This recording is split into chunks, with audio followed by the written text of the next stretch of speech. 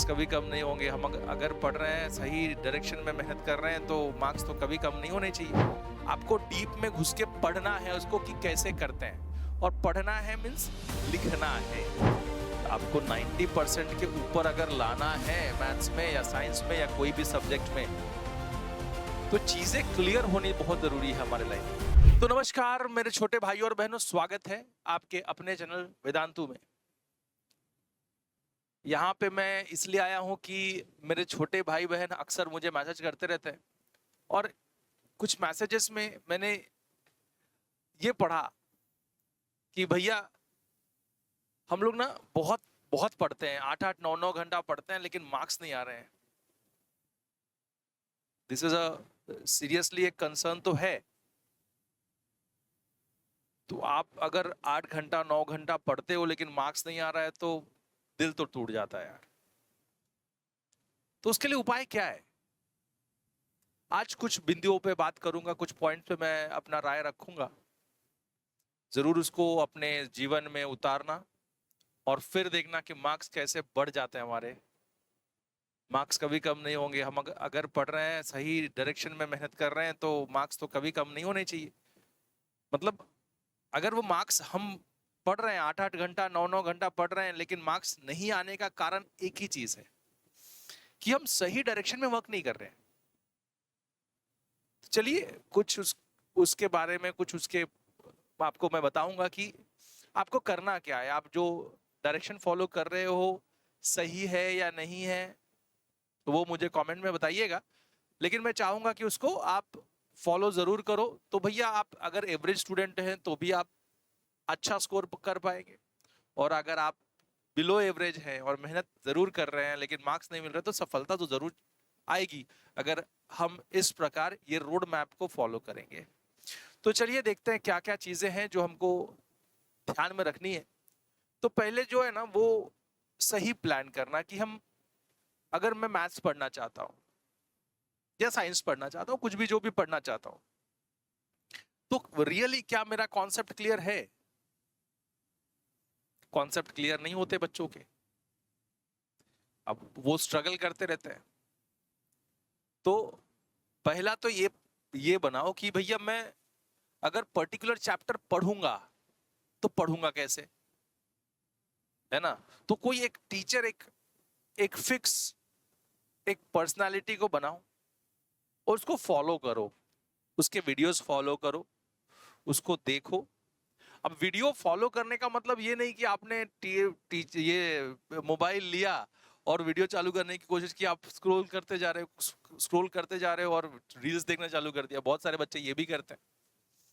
नहीं, आप एक पर्सन को, एक पर्टिकुलर चैनल को सब्सक्राइब करो और उसका वीडियो फॉलो करो। और वीडियो फॉलो करने का मतलब खाली देख के छोड़ देना नहीं होता है मैथमेटिक्स में।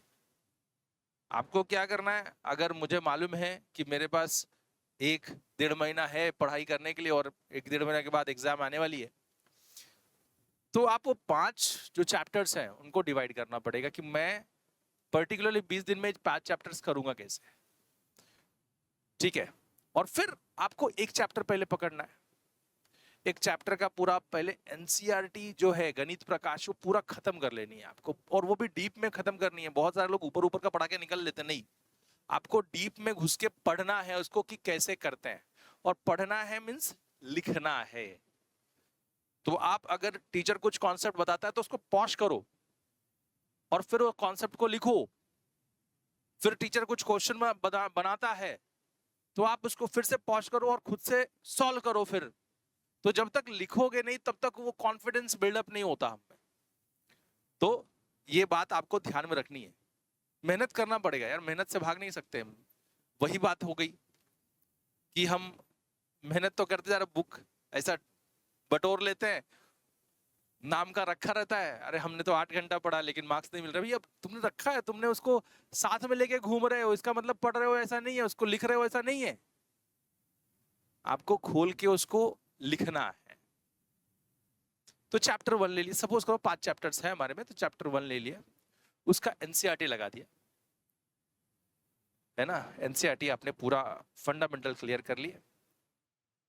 और फिर क्या करेंगे, उसका एक्स्ट्रा क्वेश्चंस। तो कोई भी एक बुक ले लो, कोई भी एक रेफरेंस बुक लो जरूर, मैं बोलूंगा एक रेफरेंस बुक लो जरूर, और उसमें के सारे एक्स्ट्रा क्वेश्चंस आप सॉल्व करो, तो चैप्टर मतलब बिल्डअप हो गया आपका। मतलब उसमें से कोई भी क्वेश्चन आपसे पूछा जाएगा तो आप पीछे नहीं हटोगे, उसको सॉल्व कर लोगे, इतनी तो गारंटी है। तो पहले क्या करना है, एनसीईआरटी पढ़ना है, पहले क्या करना है, एनसीईआरटी के चैप्टर पढ़ने हैं, ये पहला स्टेप हमारा रहेगा। और सेकंड स्टेप में क्या फॉलो करेंगे, फिर कोई रेफरेंस बुक फॉलो करेंगे, this will be step number 2।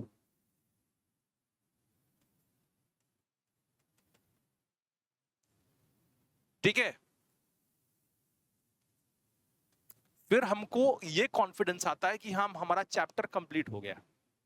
और जब वो कॉन्फिडेंस आएगा ना कि मेरा चैप्टर कंप्लीट हो गया, तब आप कोई भी क्वेश्चन ले लो, सॉल्व कर लोगे। एग्जाम में कोई भी क्वेश्चन आने दो, सॉल्व कर लोगे। ठीक है, तो ये बात, ये दो चीजें। और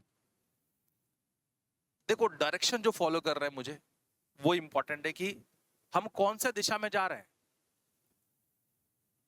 मोबाइल ले रहे हैं पढ़ने के लिए, एनसीईआरटी का रेफरेंस है उसमें, तो हम तो पर्टिकुलर वीडियो देखना चाहते हैं, लेकिन हमारा मन जो है ना भटकते रहता है।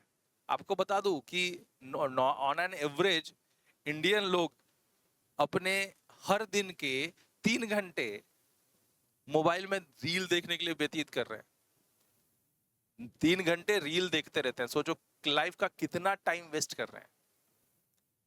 तो डिस्ट्रैक्शन तो है, बहुत सारा डिस्ट्रैक्शन हम अपने लाइफ में, लेकिन अगर उसको ओवरकम कर लिया आप लोगों ने, तब जाके काम बनेगा। आपको 90% के ऊपर अगर लाना है मैथ्स में या साइंस में या कोई भी सब्जेक्ट में, तो चीजें क्लियर होनी बहुत जरूरी है हमारे लाइफ में कि कैसे करना है। ठीक है, तो पहले आप एनसीईआरटी करोगे, पूरा का पूरा फंडामेंटल क्लियर करते हुए पढ़ोगे, इसका मतलब लिखोगे, नोट्स बनाओगे, खुद के एनसीईआरटी के नोट्स बनाओ, उसको लिखो, खुद से सॉल्व करने की कोशिश करो। फिर उसके बाद में रेफरेंस बुक कोई एक रेफर करो, और उसके जो एक्स्ट्रा क्वेश्चंस हैं वो सॉल्व करो, वो इंपॉर्टेंट है। तो रेफरेंस बुक सेकंड स्टेप में। ठीक है, और फिर मुझे अगर 5 चैप्टर्स एक महीने में करने हैं, 5 चैप्टर्स करने हैं, 5 chapters are there in the exam, और एक महीने के बाद, नियरली 1-1.5 महीने के बाद एग्जाम है आपको, तो आपको बाइफरकेट करना पड़ेगा। 20 दिन में खत्म करना है, 20 दिन डेज में। क्यों सर, हमारे पास तो 30 दिन थे। भैया 30 दिन में तो हम कंप्लीट कर सकते हैं, नहीं, आपको 20 दिन लगा के कंप्लीट कीजिए उसको। 10 दिन उसका, मुझे हर एक चीज रिकॉल करनी है, तो वो 10 दिन मुझे बफर में रखना पड़ेगा, तो 10 दिन बफर में रखिए। और ये 5 चैप्टर्स को प्लान कीजिए कि मैं 20 दिन में कैसे कंप्लीट करूंगा। 5 चैप्टर्स है ना, 5 4 20, मतलब हर एक दिन को, हर एक चैप्टर को आप 4 दिन दोगे, 4 days फॉर ईच चैप्टर। मतलब 1 चैप्टर आप सपोज करो कि ईच चैप्टर का मतलब 1 चैप्टर 4 days, ऐसा आप समझ के चलोगे। ये 4 days में आपको क्या क्या करनी है, आपको एनसीईआरटी भी करनी है और रेफरेंस बुक भी करनी है। तो जब ये 4 days में आप प्लान करके पूरा कर लोगे, तो 20 दिन में आपका 5 चैप्टर हो जाता है। तो ऐसे प्लानिंग करनी पड़ेगी, प्रॉपर रोड मैप बनाना पड़ेगा आपको। जब तक वो सोचते नहीं है, तो आप जब बुक लोगे, सॉल्व करने की कोशिश करोगे, तो पहला पेज ना प्लानिंग के लिए रखो कि मैं ये बुक में मैथ्स लिख रहा हूं, तो मैथ्स का प्लानिंग करूंगा ये पेज पे, कितना मार्क्स लाने का है मुझे ऊपर लिख दूंगा मैं। तो जब ये क्लियरिटी हमारे दिमाग में रहती है ना, तो हम लोग उसको अचीव करने की कोशिश जरूर करते हैं और मिलता है। ये ट्रायल एंड टेस्टेड है, हाँ, ट्रायल एंड टेस्टेड है। तो आप ये करके देखो इस टाइम, ये हो जाएगा ना, तो मैं आपको बता रहा हूँ 100% मार्क्स तो किधर भी नहीं गए यार, किधर भी नहीं गए, मार्क्स तो मिलना ही मिलना है। तो ये जो आता है 8 घंटा पढ़ाई किया, 9 घंटा पढ़ाई किया, मार्क्स नहीं मिल रहा है, वो नहीं होगा। सही डायरेक्शन में हम जा रहे होंगे और मार्क्स मिल रहा होगा आप लोगों को। और एक बार जब मार्क्स मिलता है ना, तो नेक्स्ट झिंग चढ़ता है वो मार्क्स का, कि मार्क्स को भैया इतना मार्क्स मिला मुझे, अब नेक्स्ट टाइम और ज्यादा लाना है। तो वो एक्साइटमेंट आती है, वो कॉन्फिडेंस आता है, वो कॉन्फिडेंस बिल्डअप करने का काम यही करने वाला है आपका। ठीक है, तो पहला अच्छा मार्क्स लाना बहुत इंपॉर्टेंट है। एक बार वो आ जाएगा ना, तो मार्क्स कम नहीं होंगे आपके आगे। तो ये बात ध्यान में रख लीजिए कि कैसे करना है। NCERT plus reference book. नई बुक है तो पीवाईक्यूज तो होगी नहीं उस बुक की, लेकिन हाँ रेफरेंस बुक में बहुत सारे एक्स्ट्रा क्वेश्चंस दिया है विद एमसीक्यूज विद एवरीथिंग। तो कोई भी आप रेफरेंस बुक यूज करो, कोई प्रॉब्लम नहीं है, लेकिन सॉल्व करना है। और जैसे कि प्लान बताया आपको, आपको प्लान खुद से बनाना है ये प्लान। ठीक है, जब तक खुद से हम प्लान नहीं बनाते कुछ, तब तक वो प्लान को एग्जीक्यूट भी नहीं करते। और एक बात, जब आप प्लान बना लिए, आपने टाइम टेबल अपना बना लिया कि मैं ये दिन में ये चैप्टर कंप्लीट करके रहूंगा, तो उसको प्रोकास्टिनेट बंद करना कि हाँ नेक्स्ट डे में ढकेल दूं। अरे आज तो मैं थोड़ा हेवीनेस फील कर रहा हूँ, कल से चालू करूंगा। आज थोड़ा खेल ले रहा हूँ, कल से चालू। ये प्रोकास्टिनेट बिल्कुल मत करना। ये क्या हो रहा है ना, आपके साथ खेला हो रहा है, मन आपके साथ खेल रहा है। तो मन के साथ मन को भटकने मत दो, एक जगह फोकस करो। फोकस करना इंपॉर्टेंट है। जब फोकस करोगे तो मार्क्स आएगा, मार्क्स कहीं नहीं जाएगा। डू दिस एंड क्या आपको ये वाकई हेल्प कर रहा है या नहीं कर रहा है, जरूर मुझे कमेंट सेक्शन में बताइएगा। नेक्स्ट वीडियो में मिलते हैं, तब तक के लिए गुड बाय, अलविदा।